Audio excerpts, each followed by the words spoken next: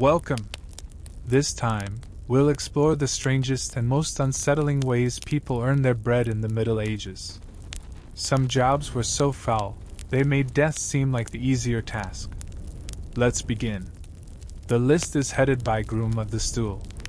Yes, really? That's the job title. You try not to think about how it sounds when said aloud, especially in Latin. The Royal Bowel Attendant, personal assistant to His Majesty's backside. Some say it's the most intimate role at court. Others say it's the worst. Both may be right. You stand beside a carved oak commode that smells faintly of warm brass, beeswax, and something less poetic. In theory, it's a position of trust. In practice, it means wiping the king. Daily. Sometimes twice. You wear gloves, of course. Fine ones. Soft lambskin, powdered to preserve dignity, though there's little of that left after the first week. Your fingers still prune. The heat of the chamber, thick with steam from poured rosewater and hot linens, settles into the bones. The body learns the shape of waiting. No one makes eye contact with you in the halls. Servants pass without nodding. The ladies in waiting lower their eyes. You aren't dangerous. You're just adjacent. But your proximity to power stains you like the work stains your gloves. Everyone knows you hear things, grunts, secrets, curses. They don't want to imagine that. You're paid well. Very well, actually. Enough to live among the lesser gentry, if not the nobility. Coin is the king's gratitude in pouch form. And in this rare case, the more humiliating the task, the higher the salary. Some might call that fair. But it comes with hours. Long ones. You are not summoned, you are expected. At dawn, before the roast meats of breakfast, and again if the lamb was undercooked at supper. There are no holidays. Kings do not stop evacuating on holy days. He coughs behind the curtain. A familiar sound. You straighten. The cloths are folded. The bowl is polished. Your hands smell of lavender and vinegar. He enters, says nothing. He never does. The ritual is always wordless, a choreography of necessities. Robe lifted. Linen arranged. The soft sigh of a royal exhale. A moment not found in any history book. The chamber is silent but for the soft crackle of the hearth. You stand at attention, close enough to assist but never too close to suggest anticipation. You've mastered the art of existing quietly. Your reward is continued employment. Your punishment, if you ever speak of it, would be swifter than a gout flare in spring. Some say the groom of the stool becomes the king's confidant, that in these private, vulnerable moments, truths emerge. That's a myth. He grunts. You wipe. He leaves. The intimacy is not emotional, it is anatomical. Still, you know his rhythms. His diet. The subtle signs of illness that the physicians miss. You see the man beneath the crown, the bloating, the aging, the struggling body no painter dares depict. You've seen the king cry here. Once. When it's done, you clean. Carefully. The contents are carried away in a covered vessel, down the service stair, past tapestries of battles and saints. No one watches. No one asks? Your day ends late. You scrub the brass, fold the cloths anew, oil your gloves. You sleep in a room above the chamber, in case he needs you during the night. It has one candle. You ration it. Is it worse than a gong farmer? Probably not. But you're still waist deep in royalty, and that's never as glamorous as it sounds. And speaking of waist deep, there's someone else who knows that phrase intimately. But unlike you, she works outdoors, in a bog, collecting living threads of medicine with her bare arms submerged. You've got a throne and scented oils. She has leeches. Let's meet her. They call you a leech collector, though no one calls you that to your face. To them, you're just the woman who walks into the water before sunrise and comes back bleeding. You've long stopped flinching at the sting. They bite slowly, like candles melting, a heatless burn that turns into numbness, then wet warmth. You learn not to pull them off too early. That just makes it worse. They fall when they're done with you, fat and dark and satisfied. Some women collect eggs. Others milk goats. You give your blood to worms. And in return, you're paid, a little. 2 coins for a dozen live leeches, sometimes 3 if the apothecary is desperate. You carry them in a wooden box lined with moss, gently packed so they don't wriggle free. They don't survive the trip if it's too dry, or too cold, or too jostled. And if they die, so does your pay. The workday begins before dawn. You rise with your joints aching from sleep, from cold, from the itch that never quite leaves. You walk barefoot through the reeds to keep your boots dry for later. The bog knows you. It breathes when you step in. Sucks at your calves, tugs gently at your hem. There are places where it holds on too tightly. You don't go there anymore. Your arm stays outstretched, pale and bare like a strange offering to a god no one worships anymore. They crawl up it slowly, deliberate. Black ribbon seeking warmth, movement, life. You hum to distract your breath from becoming a shiver. The sound carries oddly over the water. No one ever hums back. You're alone, mostly. Some men pass by on the road above and do not look down. Sometimes a child points. Their mother pulls them away. No one wants to be seen waiting where things cling. The worst is when you feel one crawl behind your knee and you can't reach it. You walk home anyway, limping slightly, feeling it grow fatter with each step. Later, in the wash basin, it will drop with a small wet sound. You don't name them. That would be unwise. You've heard the physicians talk in town. They praise the healing wisdom of leeches. They say it draws out the bad humors. They say it rebalances the body. They don't mention you. No one does. The jars arrive in the apothecary. The leeches squirm in clean glass. And the blood that fed them is forgotten by the time they're placed on a lord's neck. You don't wear gloves. You can't. They wouldn't cling if you did. So your hands stay raw in winter, cracked along the knuckles. You wrap them in cloth when you're done, but it's never quite enough. The cold gets in and stays. Like the stairs. Sometimes, after a long day, you sit near the fire and watch the red welts rise on your arms. They're neat, almost. Like little mouths that didn't finish their question. Your payment buys broth, a small loaf, maybe a bit of fat to cook with. You don't drink. You can't afford to bleed more than you already do. You dream of dry ground. But you always wake damp, still swaying. And yet, somehow, this is considered medicine. If your work is half science and half superstition, there's another who lives squarely in the shadow of power, where science doesn't reach, but pain still does. A boy not much younger than you were when you started. His job? To be punished so that someone royal never has to be. You only bled for leeches. He bleeds for a crown. You're a sin-eater. That means your job, if one can call it that, is to consume the unspoken rot of other people's lives. Not metaphorically. Not as a figure of speech. You literally eat their sins. Bread placed on the corpse. Salt on the plate. A few mouthfuls of whatever the family can spare, and suddenly, the soul is lightened, transferred. To you, no priest does this. No bishop even acknowledges it. But every village has someone who knows how. They don't say your name when they summon you. Just a mark on the door, a hush in the air, a shadow glance toward the woods where you live. You arrive with your bundle, crusts of bread, usually stale, a bit of salt, and if you're lucky, a cup of weak ale that tastes like smoke.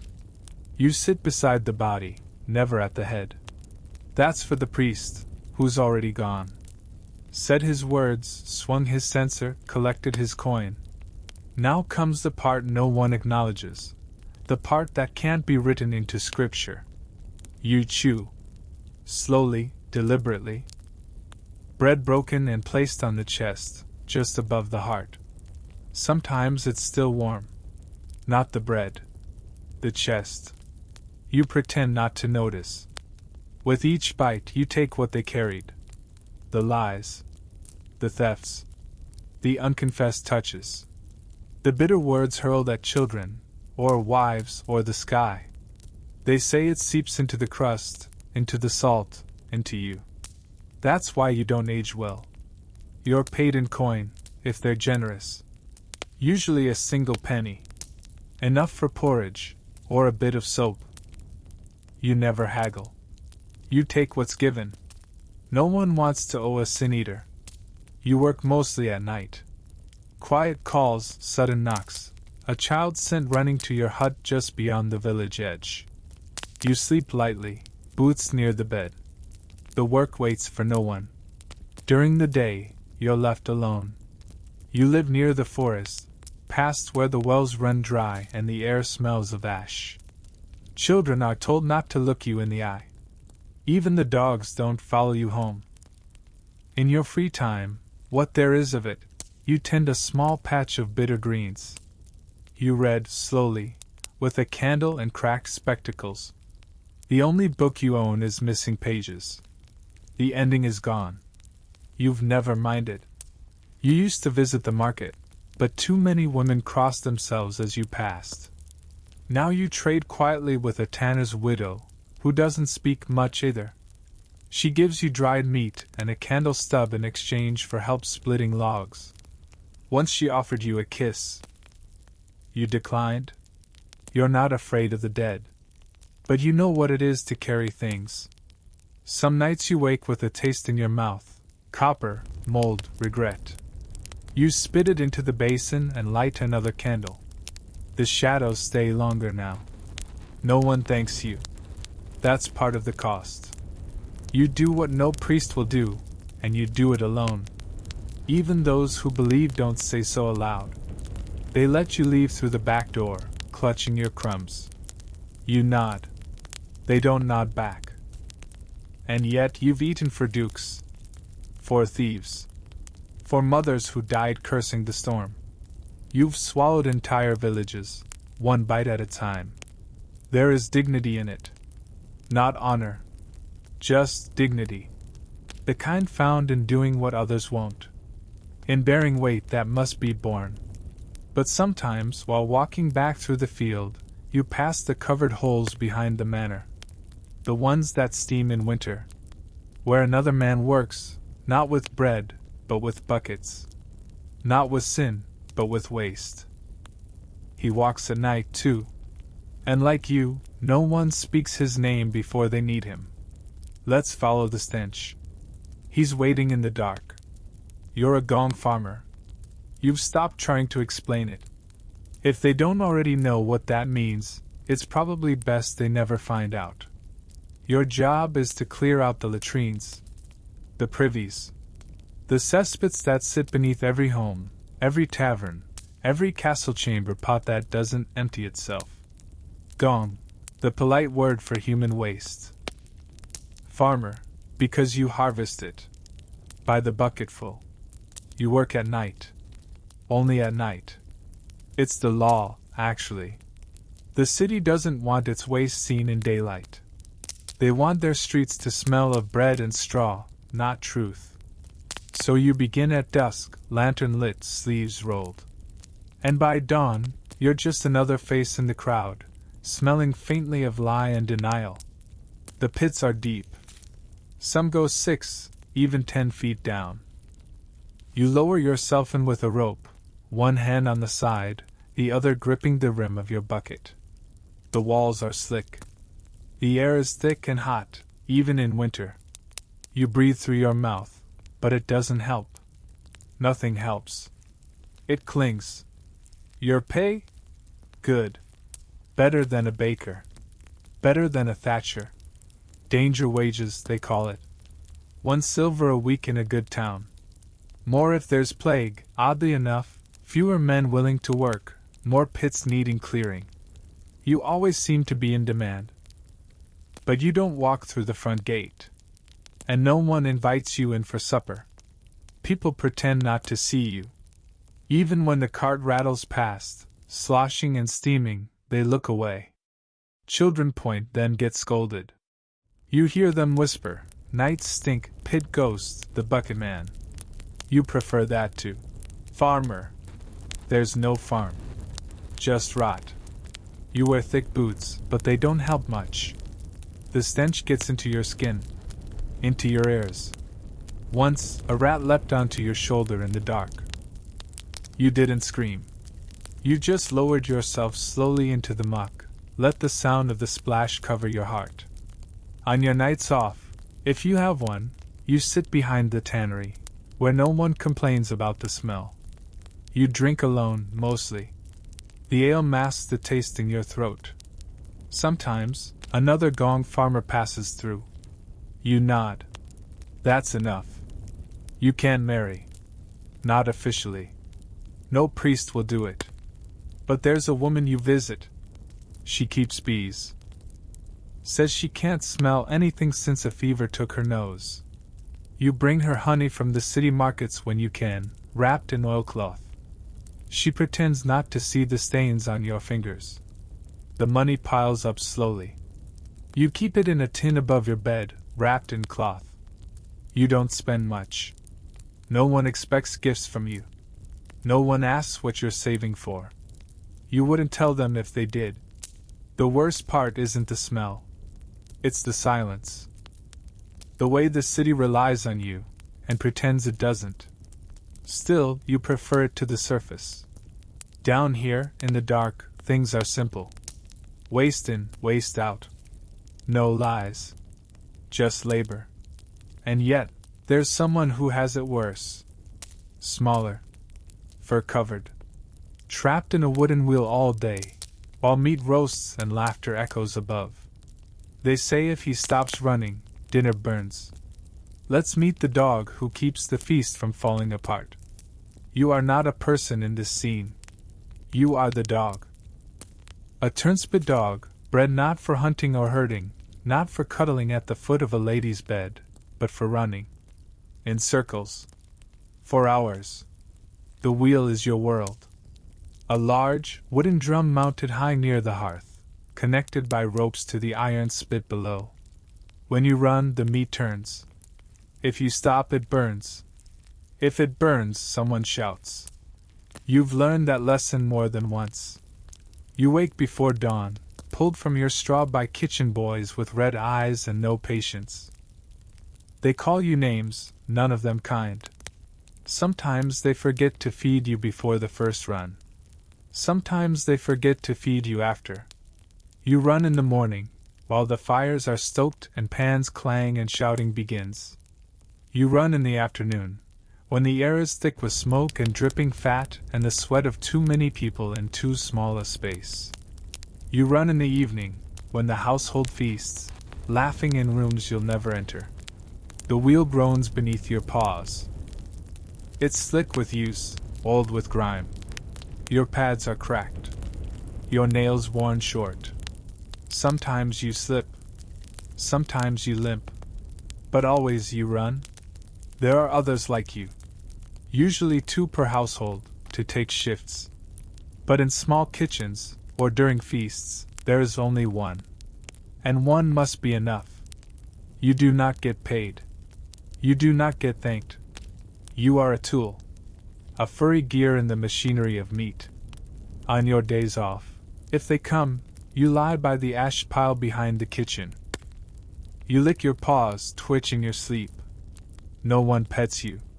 Petting would be acknowledgement, and no one wants to feel affection for something they overwork. The cook sometimes tosses you bones. Not out of kindness. Out of rhythm. You catch them when you can. You dream of fields, though you've never seen one. You dream of stillness. Of not moving. But even in sleep, your legs twitch with phantom circles. When the roast is done, they lift it with iron hooks, never looking up at the wheel. You stop only when the smoke slows. Only when the rhythm breaks. You are a forgotten piece of dinner. Essential, but invisible. And if one day you grow too slow, or limp too hard, or simply bark at the wrong moment, you'll be replaced. And no one will remember the meals you saved from burning. But not all animals in the kitchen are ignored. Some are hunted, trapped, studied. Not for food, for filth. In the cellars below, another waits. Two-legged. Human. He listens for squeaks. And answers with steel. You're the rat catcher. Not a title that earns respect, just nods of vague recognition and invitations to use the back door. You don't wear a uniform. Just rough wool, a leather pouch for poisons, a sack for the bodies, and a pair of gloves that smell faintly of ash and meat. You spend your nights listening. Beneath floorboards. Behind barrels. In cellars where the air doesn't move and the light forgets to visit. You crouch. You wait. Sometimes for hours. Rats are clever. You've learned that. They don't go near fresh traps. They watch.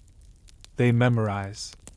You've seen one pull a sibling's body free just to get to the bait. You've seen them carry poison into the walls, never touching it. But you're patient. That's what makes you better. You earn your coin by the tail. 3 rats, 1 copper. 10? A silver. You don't get paid for watching. Only for killing. Some nights you go home empty. Others, your sack rides with motion, heavy and awful. It's good money if you're consistent. Enough for bread, a bit of cheese, even mutton once a week. You rent a small room above a stable. The horses tolerate you more than the landlord does. In your free time, you boil your tools. You check your boots for holes. You carve little marks in the wooden beam over your bed, one for each night you didn't get bitten. The spaces between the marks are telling. You own no dog. People assume you do, but dogs bark. They lunge. They ruin everything. You work in silence, with traps of your own design. Small cages, pressure plates, bent copper springs that sing when sprung. You admire their precision. More than you admire people. No one invites you to feasts. But when the baker finds droppings in the flour, he knows your name. When a child wakes with fever and scratch marks, the physician nods toward you. When someone dies suddenly and the town whispers plague, they send for you in the dark, hoping you'll find something they can blame.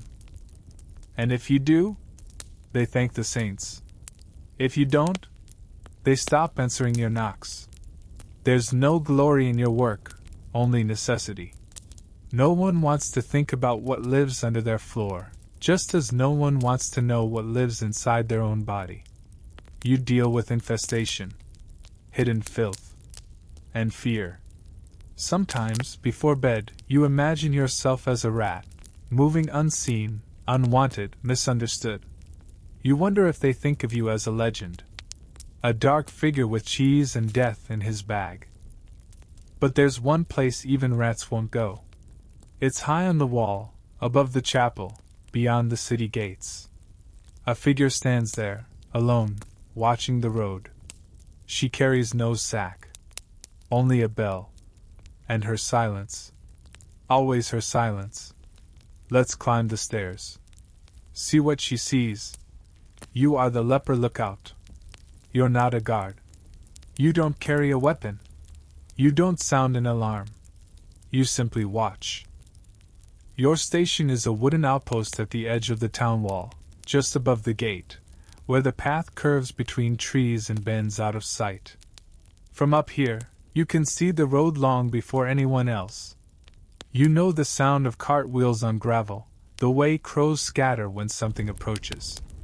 You know what to look for: a limp, a cowl, a bundle held too tightly to one side of the body. The wrong kind of silence. Your job is to spot lepers before they reach the town. Not because you hate them. You don't. You barely remember what it feels like to hate. But if they come too close, the town panics. And if the town panics, someone suffers. So you keep watch. You're paid a small sum by the council, less than a rat catcher, more than a washerwoman. Enough for oats, some dried meat, and a bottle of cider once a week. It comes in a cloth pouch, delivered in silence. They leave it at the bottom of the ladder. You climb down after they've gone.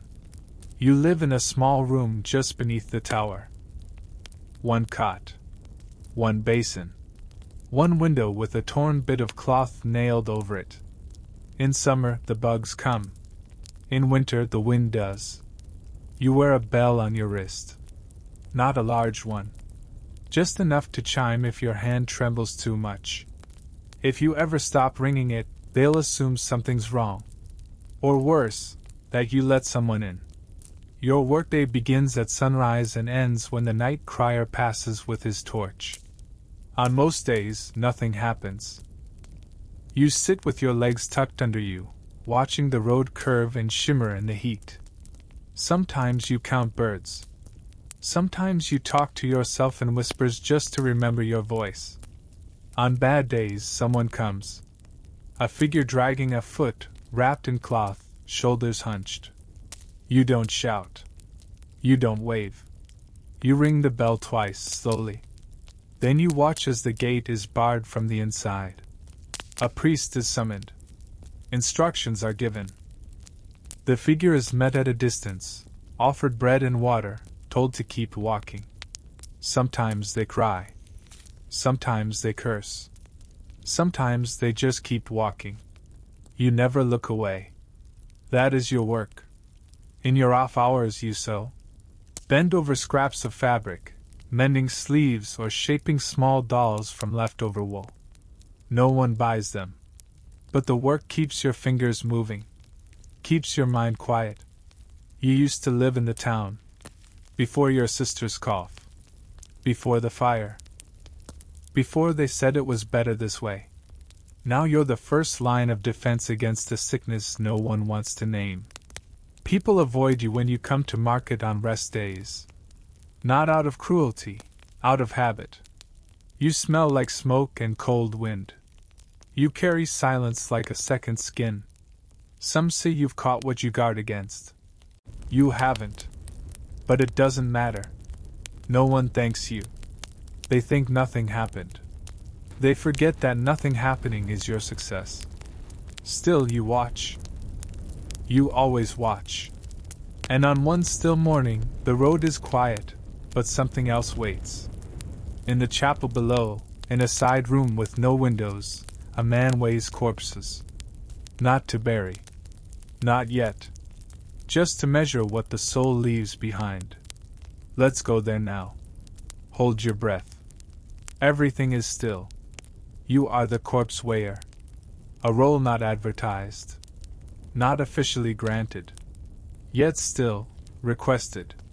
You work in the quietest room of the church, a low, cold chamber with limestone walls and a narrow door. It smells of beeswax, parchment, and whatever lingers on the breath of the newly dead.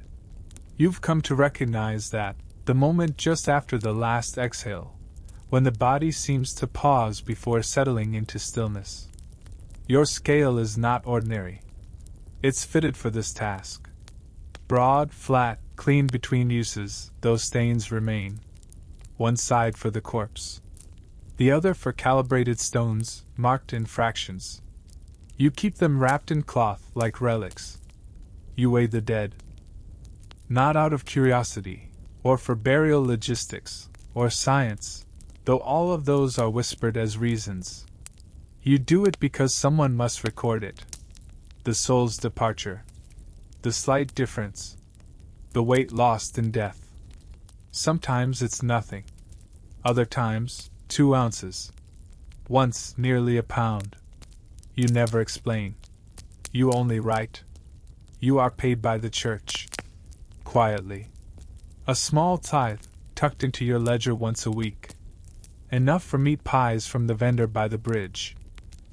Enough for a warm cloak, eventually, though the draft still finds you through the stone. You don't live in the church. You rent a room in a house with shutters that never close properly. The widow who owns it never speaks to you. But she leaves you warm broth on Thursdays, and you leave her fresh kindling when her firewood runs low. That's the extent of your companionship. Your work hours aren't fixed. You're called when someone dies, sometimes at night, sometimes mid-sermon. You arrive through the side door, nod to the sacristan, descend to the room. No one greets you.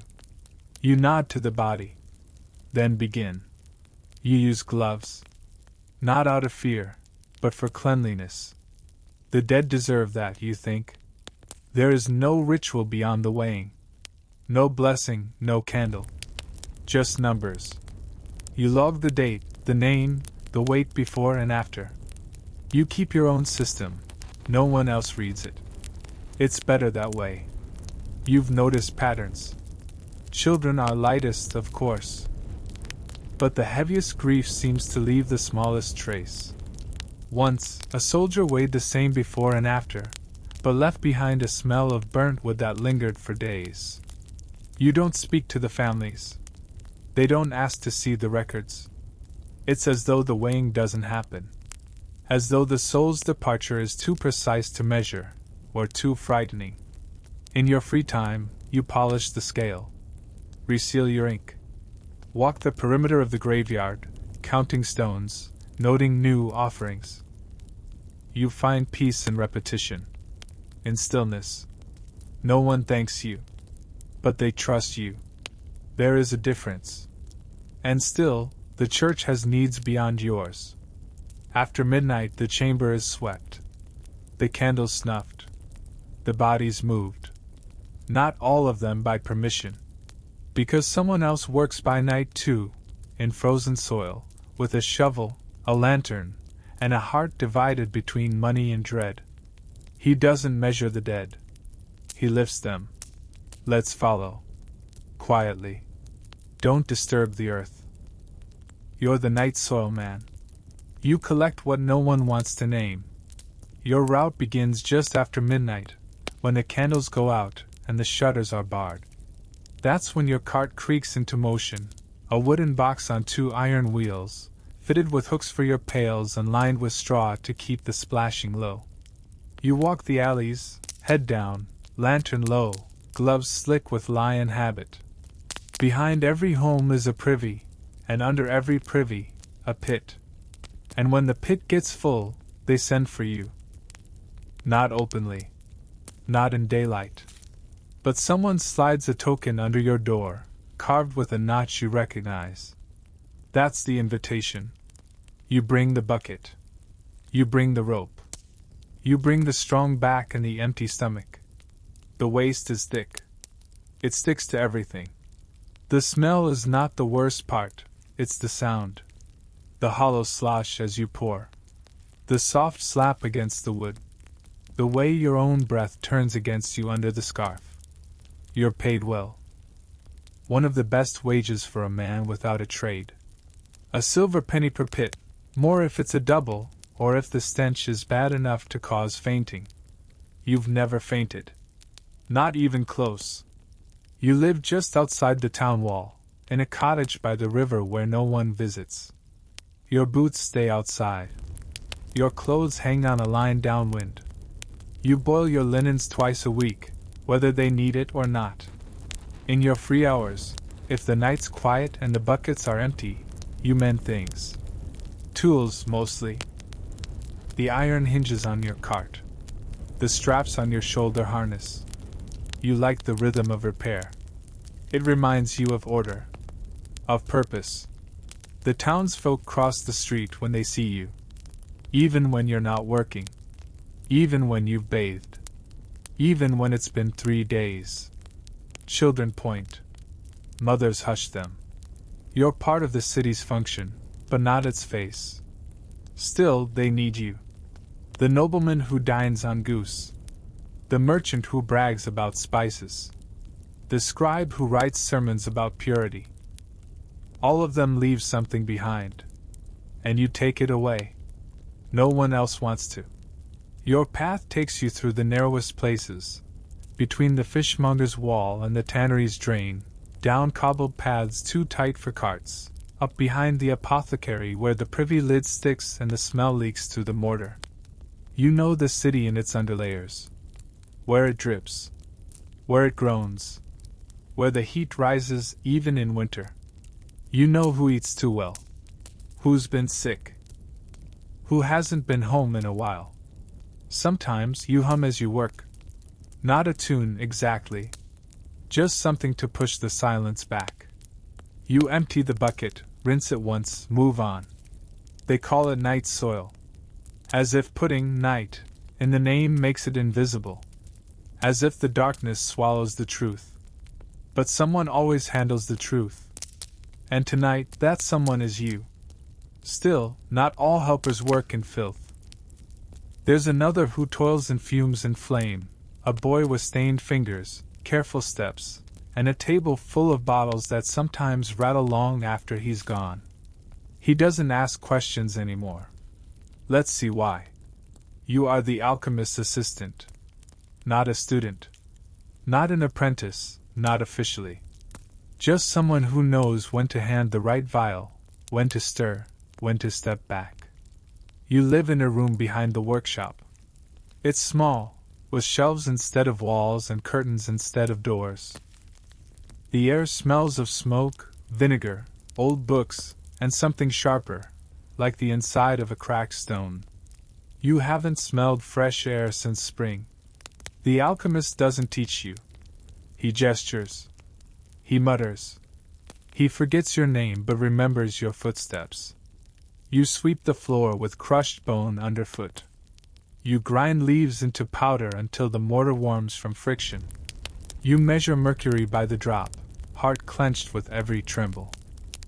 Your pay arrives irregularly. A coin here, a crust of bread left on the work table, sometimes a boiled egg with a dark ring around the yolk. But he lets you sleep inside. And he hasn't turned you out, even when you broke the glass globe that took 6 weeks to cool. You don't ask questions anymore. You used to. About the thick black paste, about the blue flame that sings, about why some powders hiss when wet. You even asked once about gold. He laughed. Not kindly. Just long. Your hands are stained yellow. You scrub them raw, but the color stays, beneath the nails, around the knuckles, like you've been dipped in failure. There are tiny burns, too. One in the shape of a spoon. Another like a coin. You trace them when you can't sleep. There are good days.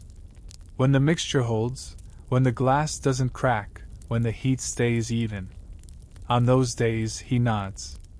Not at you. Just in your direction. Your workday starts before dawn.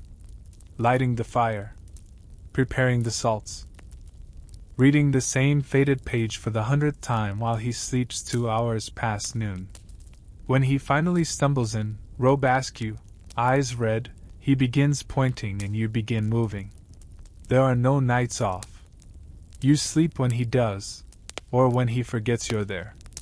Sometimes you curl up by the furnace, the stone warm against your spine, ears ringing from the fumes. You don't see many people. When you do go out, for more sulfur or to find frog's bile if the weather permits, they glance at your hands, your eyes, the hair that won't stop thinning at the temples. They think you're cursed. Or dangerous. Or both. You used to dream of becoming an alchemist yourself. Now you dream of silence. Of empty shelves. Of a table with nothing to stir. Still, there's something that keeps you here. Not hope. Not ambition. But the rhythm of it. The scrape of metal.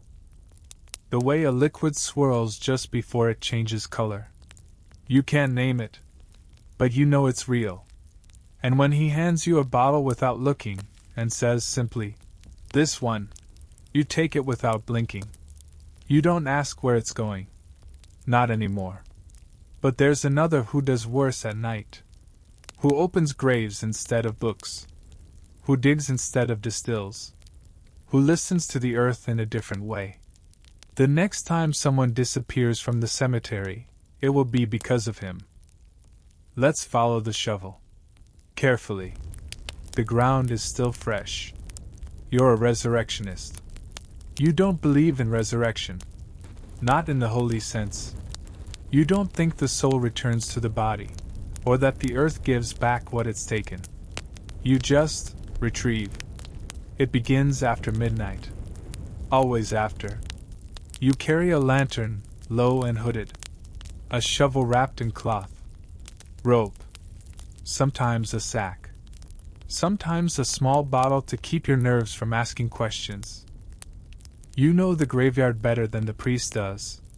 Where the soil is new. Where the coffins lie shallow. Which stones are too old to risk, and which ones are freshly carved, still bearing the softness of grief. You don't take from paupers. They rot too quickly, and no one pays for their bones. You take from surgeons' lists. From universities that send quiet letters sealed in plain wax. They never write your name. Just instructions. Payment in advance. Sometimes. You make more in a night than a mason earns in a week. Enough to eat meat every day, if you wanted. Enough to drink wine that doesn't taste of vinegar. But you don't flaunt it. You keep your boots worn and your coat patched. No one must suspect. You dig in silence. The shovel strikes the dirt with a sound you've come to respect. You count the minutes between each lift, not from laziness, but because the noise carries. Dogs hear it. So do widows. The wood groans when you reach it. It always groans. You open the coffin. You do not breathe through your nose. The body is heavier than you'd expect. Not from weight, from resistance. There's a wrongness to carrying what was meant to stay. The limbs swing in ways that feel unkind. You try not to look at the face. You always fail. Back home, you keep nothing. No trophies. No mementos. You wash your hands twice, then soak your clothes and lie. The shovel gets buried in the woodpile. The boots stay outside. You sleep during the day, if sleep comes. It doesn't always. You dream of hands brushing yours in the dark, of breath where there shouldn't be any. Your neighbors think you're a night watchman, or a failed clerk. You let them believe it. You tip the baker's boy extra to spread boring rumors. You tell yourself the dead don't mind, that they've moved on, that what you take is only shell. But you remember their names. The ones on the stones. The ones whispered in the churchyard mist. You don't repeat them, but you remember. Your coin comes in folded paper, sometimes with a second pouch for delicate handling. You don't ask what that means. You take the gold. You drink enough to forget. You told yourself it would be one time. It's been 4 winters. And still, someone else risks more. Someone who tastes before kings. Someone who swallows silence in every bite. They don't dig. They wait. They chew. Let's sit beside them, quietly. They may not be here long. You're the taster. Not for elegance. Not for flavor. You're not here to suggest the wine. You're here to die first, if need be. You stand just behind the steward, near enough to hear the silverware whisper, far enough that your shadow doesn't touch the king's plate. The food comes on covered trays, steaming, fragrant, dressed in spices most peasants wouldn't even recognize. You taste before anyone else does, not because you're hungry, but because someone might hate the man at the head of the table enough to season his meat with death. You don't wear robes. No cloak of office. Just a clean tunic, sleeves rolled, fingers calloused from lifting lids and wiping blades. The kitchen boys never meet your eye. Neither do the guests. Your meals are taken standing. You're paid well. Better than a stable hand, worse than a scribe. Enough to buy decent shoes, a bottle of something strong on feast days, and a room in the servants' wing with a door that locks. Not for safety. Just for the feeling of control. Poison works quickly. That's the theory, at least. So you wait. After each bite, you hold it in your mouth, press it against the roof, breathe slowly. A spasm would begin in the chest. A burning in the throat. The dull throb of panic. So far, nothing. So far. You've been at this post for 3 years. That's longer than most. One man before you lost feeling in his hands for a week. No one found the source. He left the next morning, didn't collect his last coin. You don't talk about what you taste. That's not the point. A spoiled tart or undercooked bird isn't your concern. You're not here for flavor. You're here for risk. When the food is safe, you step back. Silent. Nodding. The plates are served, the goblets filled, the music starts. The nobles laugh without knowing that their ease sits atop your stomach. In your off hours, you don't eat much. You keep to bread and boiled oats, things with names you trust. You have a pouch of dried mint that you chew when your tongue tingles from suspicion. Some nights, it still tingles after. You read sometimes. The Psalms. Not for faith, for rhythm. You like the slow repetition. Like steps down a long hallway. Predictable. You avoid politics. You avoid gossip. Someone once offered you a bribe. You handed it to the steward before the sweat dried on your palm. The next day, the man was gone. You never learned his name. At night, you smell phantom flavors in your dreams, cinnamon hiding something bitter, lemon cutting through a metallic edge. You wake with your mouth dry. You drink water. You spit. You are always alert. Even now. Especially now. And while you guard life from being stolen in bites, someone else guards sleep. But not her own. She picks apart the place where royalty rests. One feather at a time. Because if even a single one is out of place, someone wakes. Let's follow the down. It leads to a quieter kind of precision. You are the feather counter. Not officially. On the records, you're a chambermaid. But among the staff, they know what you do, and why. The queen doesn't sleep well. She says it's the mattress.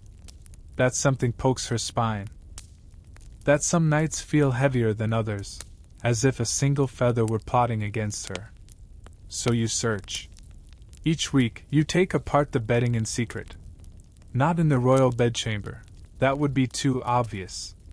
You're handed the mattress by the steward under a linen shroud, as if it's a body. You bring it down to the servants' hall, to the long table under the window, and begin. Your knife is small. Its edge is curved, dulled on one side, sharp on the other. You use it to slice the stitching, careful not to tear. The ticking is fine. White, with thread like breath. Inside, feathers. Thousands. You reach in slowly, hands coated with chalk powder to keep them dry. You sift one by one, pulling out those too stiff, too curled, too sharp at the end. You know what to feel for, the ones with the quill tips still intact, the ones that didn't shed fully. The kind that might survive the wash but jab a shoulder after midnight. You do this for hours. No one interrupts you. No one asks how it's going. They don't want to know what it means to sort someone else's softness. You place the rejects in a separate bowl. You weigh them. Record the number. Replace them with new down, plucked from the underbellies of farm geese, purchased from a merchant who nods without speaking. He knows what you're after. You are paid modestly. Not as well as the taster. Better than the scullery girl. Enough for a hot meal, a small copper ring, and candles that burn slow. The steward slips your coin into the hem of a folded sheet. Discretion. Your shift is long, You begin at midday, when the queen naps. You finish before evening prayers. Your hands cramp by the 5th hour. You stretch them under the table, clench and unclench, then continue. In your off hours, you stretch fabric into loops. Embroidery, mostly. Nothing fancy. Just circles and vines. You never finish the designs. That isn't the point. The point is counting. Stitch by stitch. Feather by feather. You sleep on straw. You've never lain on a bed like hers. You imagine it every night, how still her body must be, to feel the one wrong quill. How sensitive she must be, to know. You envy her. Then you don't. Because comfort makes people fragile. And fragility gets handed down like titles. You once found a gold ring sewn into the mattress seam. You left it there. Not out of fear. Just discipline. No one sees your work. If you do it right, the queen sleeps. If she sleeps, no one mentions you. That's your reward. But elsewhere in the castle, someone drinks for a living. Not wine. Not water. Ale. And what happens when the brew turns sour? When the belly turns wrong? There's one who knows, one who tastes, and stumbles, so others don't. Let's find him. The man who drinks for quality, and sometimes forgets how to stand. You're the ale tester. Not the brewer, no. You don't mix the barley or stir the mash. You don't tend to the yeast or worry about boil times. Your job begins after the barrels are sealed and cooled, when the froth still clings to the rim and someone needs to know if it's safe, or if it bites back. You drink for a living. Each tavern, each manor, each hall with a cask has someone like you. You arrive with a clay cup and a mouth that knows the difference between sharp and sour, clean and contaminated. You know how ale should smell, how it should settle, how the first swallow should feel as it hits the chest. Your work is simple: drink, pause, observe. Not just for flavor, though that matters too. You taste for spoilage, for rot, for the tingle that says something grew where it shouldn't. You taste for poison sometimes, though no one says it aloud. You're paid in coin, and in drink. A halfpenny per barrel, more if the brew is going to noble hands. And you're allowed to finish what's left in the tester's bowl. Most days, that's enough to make the evening blur. You don't own much. A cloak that smells faintly of malt. A room above a bakery where the rising dough masks your breath. You've been asked to leave more inns than you've entered, not for fighting, not for theft, but for weaving slightly when you walk. They think you're always drunk. You're not. Not always. Work begins mid-morning, when the barrels cool and the brewers are done praying. You make your rounds: 3 taverns, 1 merchant's house, sometimes the abbey if the monks are brewing strong for winter. You drink small amounts, never more than 2 swallows. But the body remembers. You try to space your sips. You eat bread between. You chew mint to clear the tongue. Still, by afternoon, the light bends sideways and your boots forget how to stay beneath you. You've trained your body to signal danger. A twitch in the throat means mold. A tightness behind the eye means rust from the cask. A buzzing in the ears means someone added something they shouldn't have. You've been sick, yes. Once, badly. Black bile for a week. They said it was the hops. You don't blame the brew. You blame the silence around it. On your off days, you drink water. You sit by the river and watch it move without foam. You breathe the wet air and pretend you don't miss the burn. There's a pride in what you do. A kind of invisible shield you place between the people and their own toasts. You know the celebrations that would have ended in sickness if not for your tongue. But no one cheers the ale tester. They cheer the ale. You leave behind no signature, no mark. Just an empty cup, a slight nod, and a barrel that will not kill. But in the square, another voice is heard. Not soft. Not thoughtful. Loud. Cold. Rehearsed. A man who reads the names of the condemned before breakfast. Let's stand in the crowd. He's already begun. You're the crier of executions. No one greets you in the square. They hear you before they see you, the voice that begins their morning with a list of endings.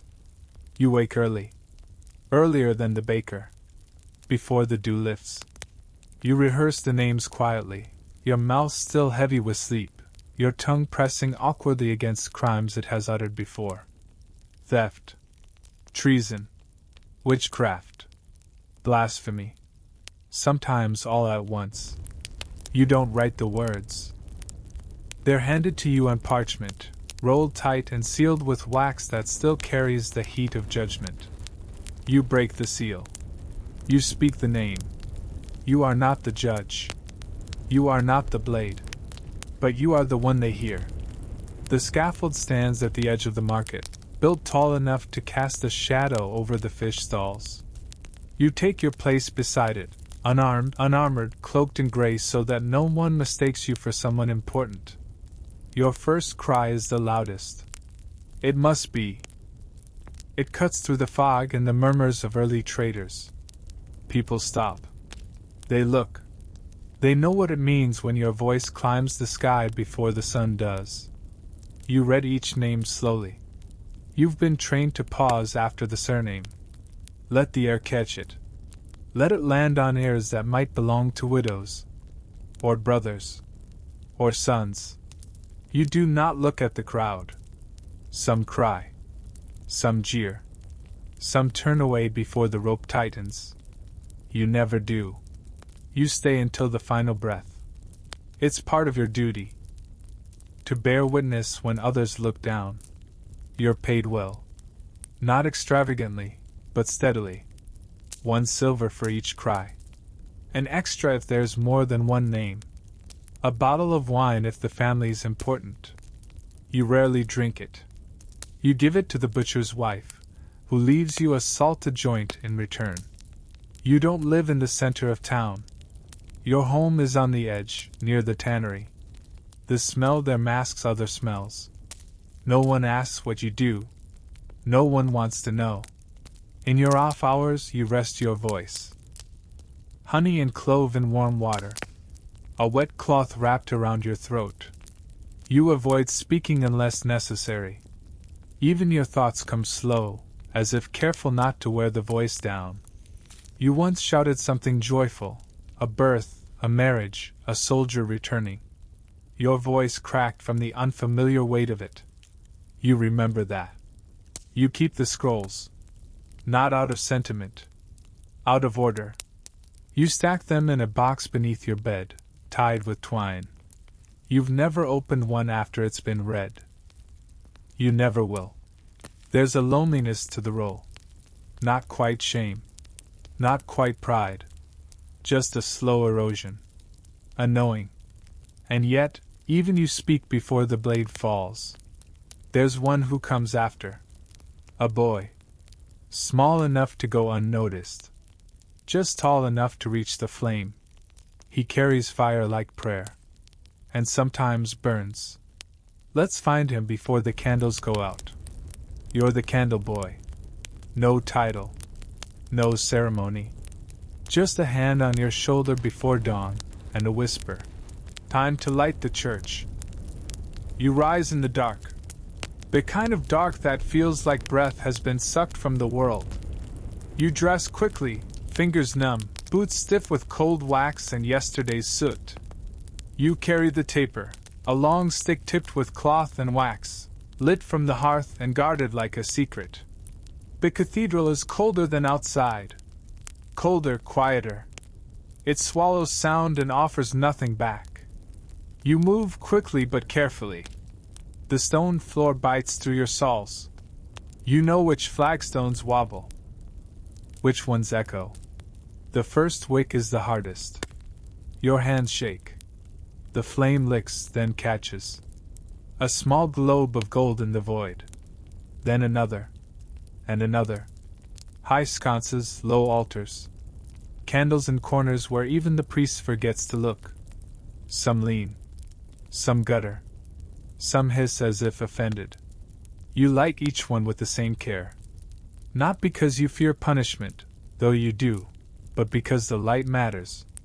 It chases something out of the walls. Something old. Something cold. You are not paid much. A few coins each week, folded into a cloth and left in a drawer you're not supposed to open. Enough for bread, sometimes cheese, sometimes a boiled egg if you haven't broken anything. The priest says it's honest work. You don't know what dishonest work looks like. Your fingers are always burned. Tiny marks. Rings where hot wax fell. A black stripe on your thumb from when the taper snapped. You carry the scars like a ledger. You eat your meals behind the vestry, cross-legged, with your back to the door. The bread is hard. The broth tastes of onion and nothing else. But it fills you. You live in a loft above the sacristy. Straw bed. One blanket. A wooden box where you keep a bit of string, a carved bird, and a smooth stone someone gave you long ago. You don't know why you still have it. You're too young to fast, but sometimes you forget to eat anyway. The candles take your time.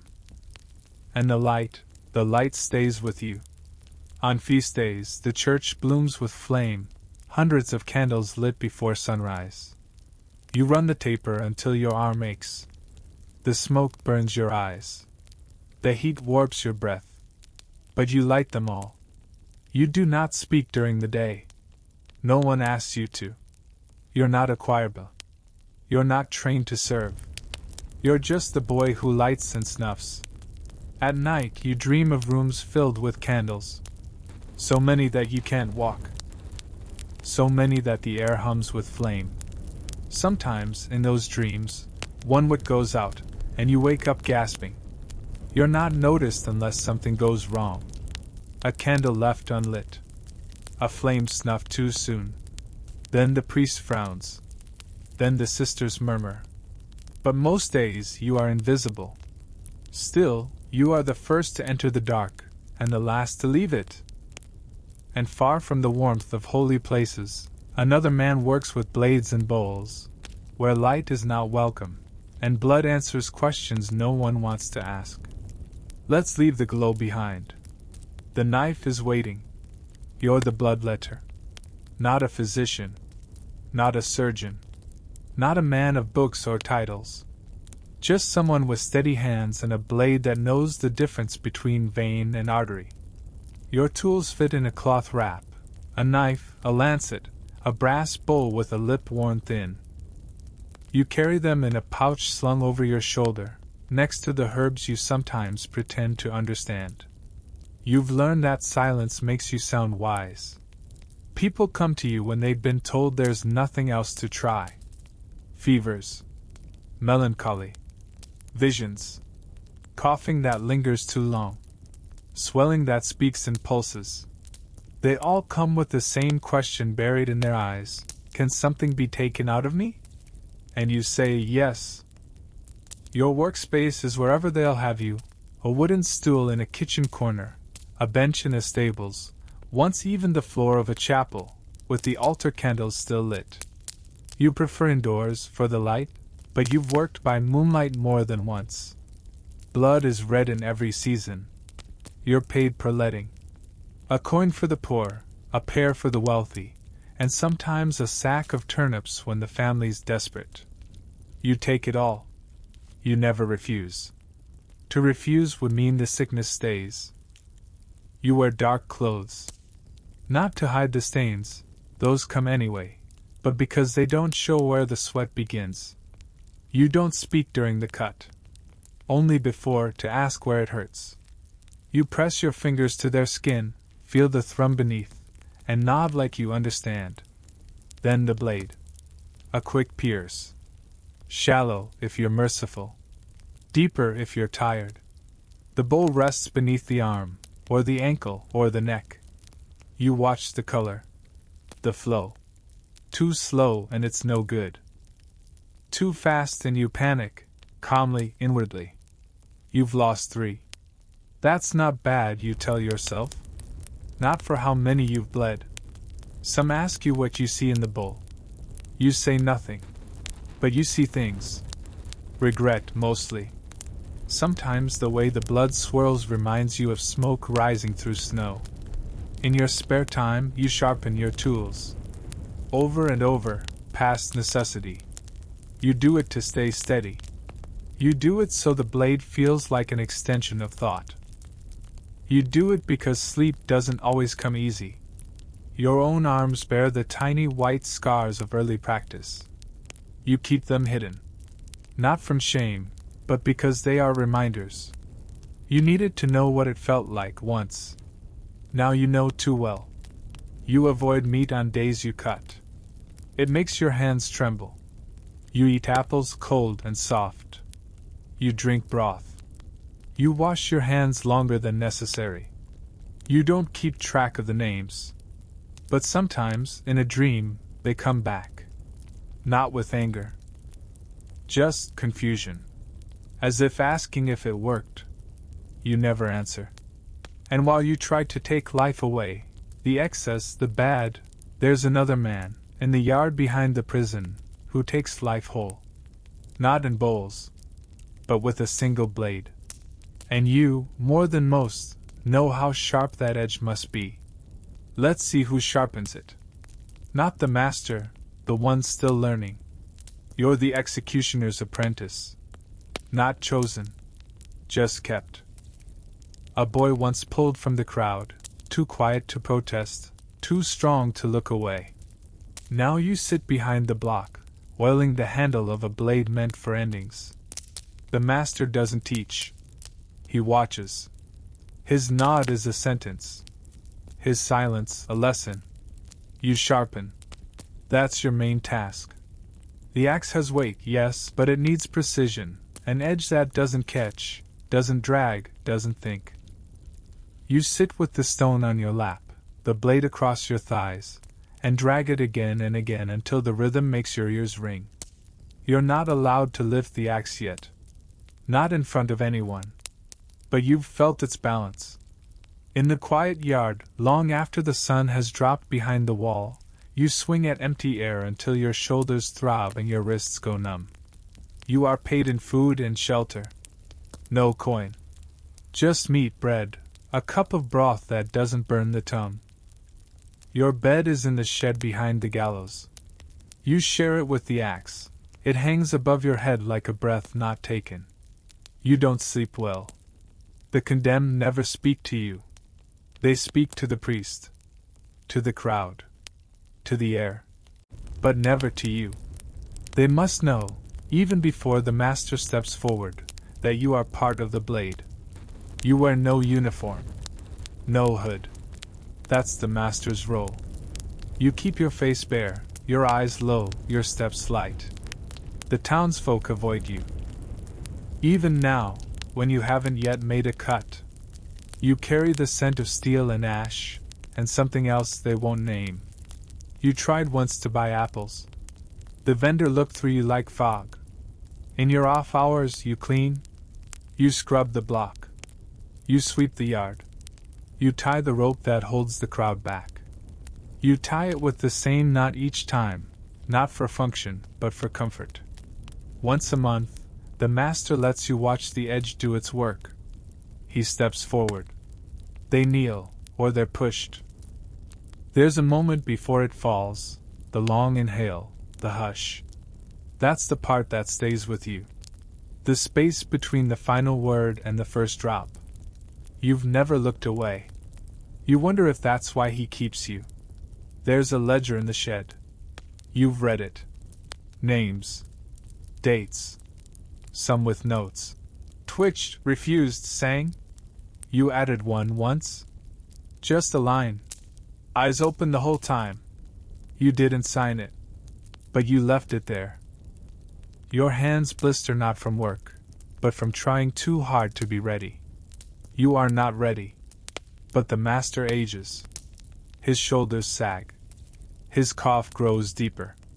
One day, soon, he'll nod, not for the blade, but for you. And you will lift it. But until then, you sharpen. And wait. And speaking of waiting, not everyone has a job. Not a title. Not even a name. But every village has one. The one who stays. At the end. When no one else will. Let's meet the one who does not move. Not because they cannot. But because someone must remain. You are the one who waits. No one gave you the role. No priest anointed you. No mayor appointed you. You simply stayed when everyone else left, and no one ever told you to stop. It began with a birth. A difficult one. The mother screamed until her voice cracked, and the midwife stepped outside. You stayed. Held her hand. Saw it through. Then again, at the neighbors passing. Then again. And again. Until your presence became part of the village's rhythm, the final part. They don't call you by a name anymore. Just a glance, a murmur. Send for her. Not in joy. Not in crisis. Just when the end arrives and needs a witness. You do not heal. You do not bless. You do not bury. You wait. You sit by the bedside, wooden stool creaking under you. You keep your hands folded, your voice low. You do not ask for stories. You listen if they come. You're not paid. Not in coin. Not in bread. But your roof never leaks. The butcher adds a little extra weight to your parcel. The weaver leaves wool on your doorstep each spring.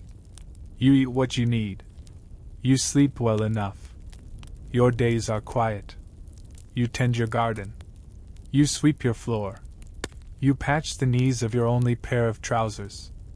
You boil water even when it's not needed, just for the sound. But when the knock comes, soft, always soft, you rise. Sometimes it's a child. Sometimes it's someone older than memory. Sometimes it's someone who cannot speak, only holds your gaze in silence until you follow. You've seen all kinds of endings. Some drift like sleep. Others claw.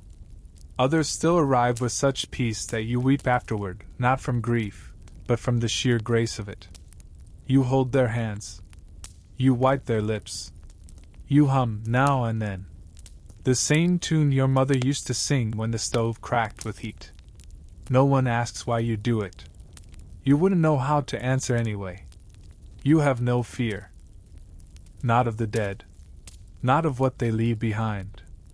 Fear is for those who imagine they can avoid the end. You've never had such illusions. You don't speak much at funerals. You stand at the edge, beside the trees, arms tucked behind your back. You don't weep. Not because you're cold, but because the tears already passed through you the night before. Some believe you carry the weight of souls. You don't. You only carry time. The time between the final breath and the closing of the eyes. The time after the doctor has gone, after the family has collapsed, after the prayers have faded. That's your hour. And when it passes, you walk home. No fanfare. No farewell. Just the crunch of path beneath your feet, and the way your door greets you with a sound only you notice. You are the one who waits. And when, one day, you don't answer the knock, when the fire in your hearth burns low and no one opens your shutters, someone will come. Slowly. Quietly. And they will sit beside you. And wait.